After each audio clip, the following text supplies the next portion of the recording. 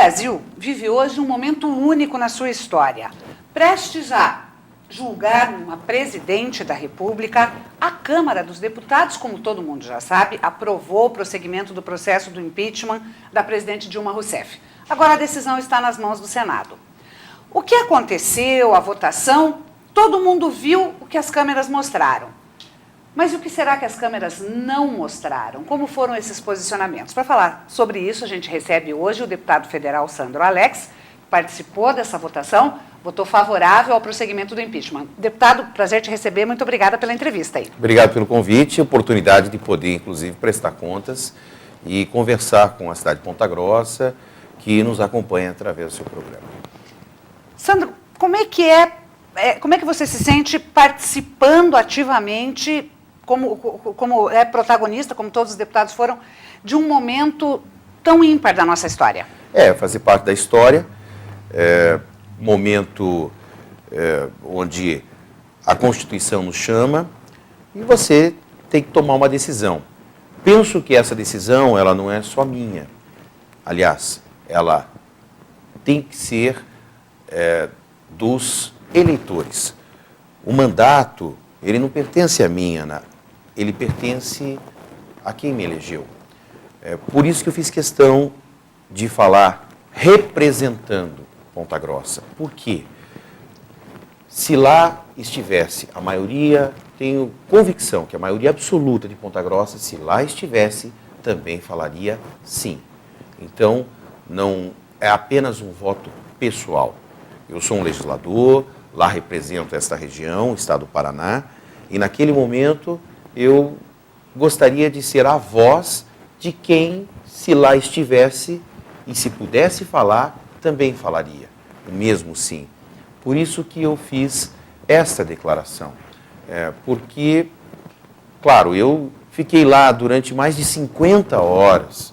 Eu apresentei esse processo de impedimento com o professor Miguel Reale lá no ano passado, quando somente 50 parlamentares eram favoráveis ao impedimento. Eu era um desses. Nós éramos a minoria, nós não tínhamos 342 votos, nós não tínhamos nem 100 votos, mas nós tínhamos a convicção da presença do crime de responsabilidade, que o Tribunal de Contas atestou, a comissão da OAB, chamada por um recurso do governo, confirmou por 26-1 a presença do crime. E eu estava convicto daquele voto. Então, eu já trabalhava por aquele voto desde o ano passado. Fiquei 50 horas ouvindo os debates, que, aliás, o debate não começou na Câmara, começou no STF, porque o Supremo, quando deu pela legalidade, afastou qualquer indício de golpe. Se houvesse o mínimo indício, a Suprema Corte não faria parte. Você não pode dizer que há um complô no país. O complô é da Suprema Corte, é do TCU, é do Ministério Público, é da Polícia Federal, é da Justiça Federal, é da imprensa livre, é do vice-presidente. Não é possível que todas as instituições brasileiras estão num complô. Eu acredito que é mais fácil, então, você questionar ou você dizer enfim, que aquele crime não estava previsto. Mas o que é que eu vi em 50 horas de discussão naquela casa? Ataques às instituições e não defesa da responsabilidade fiscal. Então, existe, e eles sabem que existe realmente. Agora, eles querem comparar porque outros cometeram crimes, ou porque outros são investigados, ou porque existe uma investigação com o presidente da Câmara, justifica o meu crime. Corrupção não é para ser comparada, é para ser punida. Então, eu já disse sim ao impeachment e já disse sim ao processo de admissibilidade ao Eduardo Cunha. Agora, você não pode ser fora Dilma, fora Temer, fora Cunha, voto não. Se você votou não, você já disse sim para Dilma continuar. Pra Dilma, então você não falou fora Dilma. Entendeu? Se você fala fora um, fora outro, você tem que votar sim para todos os processos. Que se investigue tudo e todos. E eu tenho uma percepção que o pontagrossense também quer a investigação de todos. Eu sou do Conselho de Ética e já dei meu voto, que foi decisivo para a abertura contra o Eduardo Cunha. Ah, mas ele está trabalhando para não ser cassado.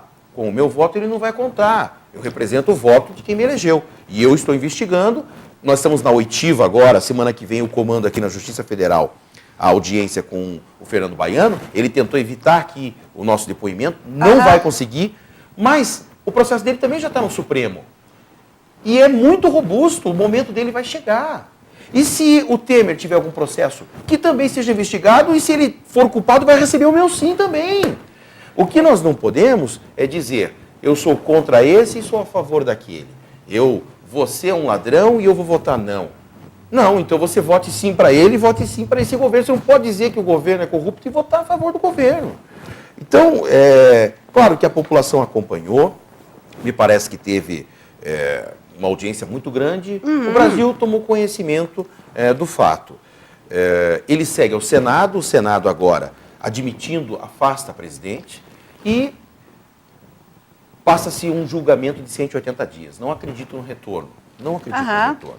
Agora, dizer também que o vice-presidente cometeu um golpe, que ele fez isso, fez aquilo, não fomos nós que escolhemos ele. Exatamente. Ele foi eleito junto numa chapa, ele foi escolhido por duas vezes. Ele foi o companheiro de chapa escolhido pela presidente. Para quê?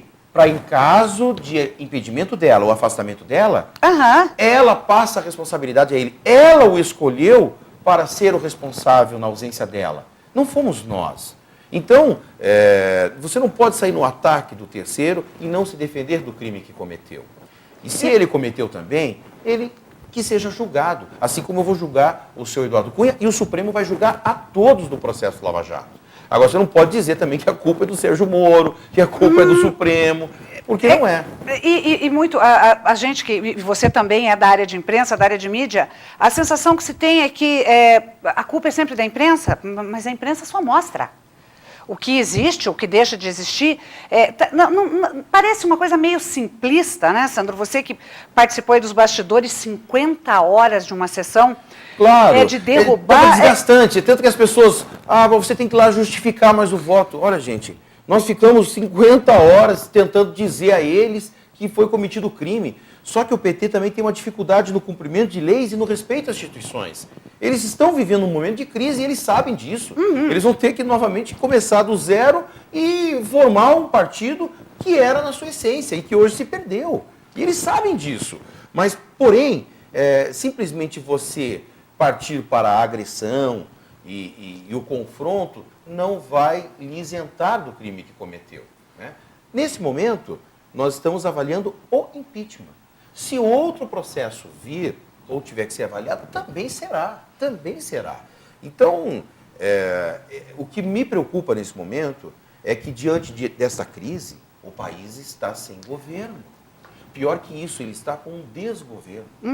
A gente viu essa semana, enquanto nós estávamos lá decidindo, a Anatel foi lá e mandou uma resolução de limitação da internet, ou seja, sinal que não há governo. Hoje você não tem, inclusive, o Congresso funcionando corretamente, porque está tudo paralisado. Há questões orçamentárias importantes para serem votadas Sim. com urgência e que o presidente Eduardo Cunha já disse que nada vai ser votado até que se resolva. Agora, o mais importante, eu penso que o correto seria a presidente renunciar. Seria o mais óbvio, o mais rápido e o mais digno. Ela diz que não o fará. Agora, com isso, o processo torna-se mais lento e a população sofre. Nós estamos com uma economia instável, um desemprego crescente e uma perspectiva não tão rápida de retomada. Infelizmente, né? Deveria ser mais rápido, mas vamos respeitar o devido processo legal. Mas eu percebo que a população está angustiada. O novo governo, e eu serei fiscal dele também, ele vem pela figura do vice-presidente, como foi o do Itamar Franco no momento do Collor. O que é que o Itamar fez? Um governo de transição e de coalizão. Então ele vai ter que ter apoio do Congresso, nós temos que apoiar esse governo, para que ele faça todas essas reformas e mudanças necessárias. Ele já anunciou corte em ministérios de 40 para 20, em gastos, enfim. Como foi o Itamar, onde surgiu o Plano Real. Um enxugamento da máquina. Naquele momento, o Congresso trabalhou em coalizão, só o PT foi oposição ao Itamar, e ele criou o Plano Real e a moeda que temos hoje. Ou seja, se nesse momento essa coalizão estiver no governo de transição, a retomada do crescimento, colocar o trem nos trilhos, nós podemos, para 2018, aí sim, termos uma eleição e a população escolhe novamente o seu representante, lá em 2018. Porque escolher um representante agora nem é constitucional, não há o dispositivo na Constituição de se ter uma eleição agora. Não se tem. Essa PEC que os senadores, essa semana nós tivemos notícia aí na imprensa, os senadores encaminhando uma PEC para que se faça eleições gerais agora. Isso, numa avaliação muito simplista, Sandro, isso não seria mudar a regra do jogo durante o jogo? Isso seria um golpe, porque não há um dispositivo daí constitucional para isso. Você quer mudar a Constituição para daí fazer uma eleição, porque não há esse dispositivo. Não é? Se você quer mudar a regra, aí já não é o ordenamento jurídico que nós temos, não há essa previsão. Mas eu respeito se nós não tivéssemos a figura do vice-presidente. Aliás, um outro detalhe que eu também quero falar. Muitos me disseram, mas o Eduardo Cunha torna-se o vice-presidente, vai assumir o governo. O Eduardo Cunha é réu. A Constituição o impede de assumir, ainda que temporariamente, a presidência da República. E ele, com certeza, se ainda tivesse condição, o Supremo o afastaria. Porque o processo dele para afastamento vai começar agora a ser julgado. Então, cada coisa a seu tempo. Claro que nós não gostaríamos de viver isso. Nós gostaríamos de viver um governo que estivesse trabalhando e fazendo a sua obrigação. Na ausência, né, ou diante dos crimes cometidos, esses são os dispositivos que nós temos na Constituição. Afastamento da presidente. E se o vice-presidente for afastado por crimes, se vir a ser também afastado, aí sim, aí o presidente Lewandowski convoca novas eleições. Mas, ou seja, você não pode simplesmente ficar trabalhando no Vamos fazer cada coisa a seu tempo. Né? Eu agora, o Senado comanda esse processo. A minha preocupação agora, o Senado que faz sua parte, eu já fiz a minha. Eu vou cuidar do Conselho de Ética. Eu quero hoje participar desse julgamento e vou dar meu voto sim. E cada representante que preste contas ao seu eleitor do seu voto sim ou não pela cassação dele. A população de Ponta Grossa sabe qual é o meu posicionamento. Nós ganhamos dele por um voto no Conselho. E agora está difícil muito, ele exerce esse poder realmente. Sim. Mas o tempo dele chegará. Se não chegar no Conselho, e o meu voto será para que ele saia, chegará no Supremo Tribunal. Ele tem o seu processo lá. E ainda há que se, nesse processo legislativo, se o parecer do Conselho acabar sendo de que ele deve ficar, você ainda tem o plenário, né? Nós temos o devido processo a seguir. Cada um, o que cabe nesse momento é o impedimento da presidente. Não existe o impedimento do vice-presidente. Ou seja, o partido que hoje fala que este processo não é legítimo foi o mesmo partido que participou no processo do Collor. Então você não pode ser, para um é algo, para o outro não é verdadeiro. Mas a população, ela, majoritariamente, ela é a favor. Eu respeito o contraditório.